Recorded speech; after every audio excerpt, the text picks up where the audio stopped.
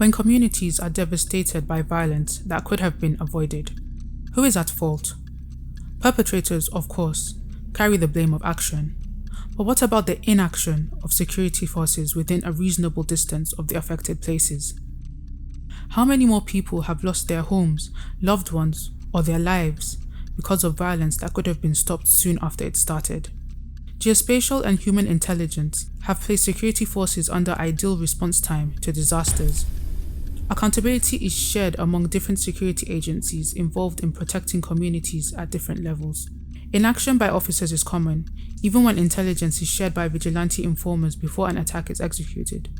Prolonged attacks and the partial or complete destruction of communities have enhanced the mass displacement of citizens and further destabilized what were once unified and secure areas.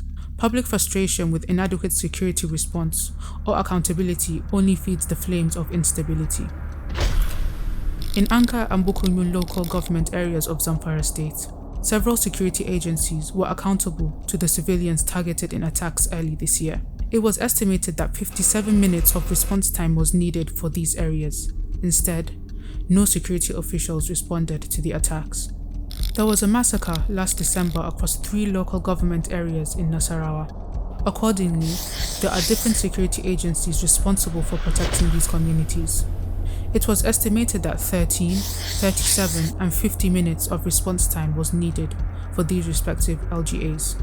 Instead, no security officials responded to the attacks. The Ankara abduction of 2020 was boldly staged during the time of President Muhammadu Buhari's visit to Katsina State. Although the ideal response time for security agencies, including the nearby military base, in the area was estimated as 27 minutes, it took more than 24 hours for this high-profile investigation to begin. Inaction, a key factor in the absence of accountability in multiple conflict zones in Nigeria, is more prevalent in northeastern Nigeria.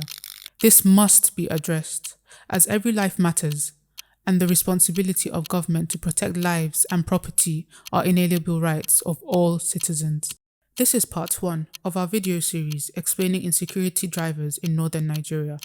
We're breaking down major indicators to violent conflict and covering the communities most impacted by it. With support from the MacArthur Foundation, Human Angle is working to strengthen investigative and data-driven journalism in order to reduce corruption.